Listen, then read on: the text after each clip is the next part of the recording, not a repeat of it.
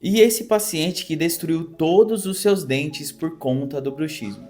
E aí, será que teve jeito? Nós optamos por reabilitar esse paciente com uma técnica chamada de resina injetada. Nós fizemos uma moldeira transparente e começamos a injetar a resina dente por dente para devolver a forma, a estética e a função. O nosso grande desafio aqui é restabelecer a altura original do sorriso desse paciente.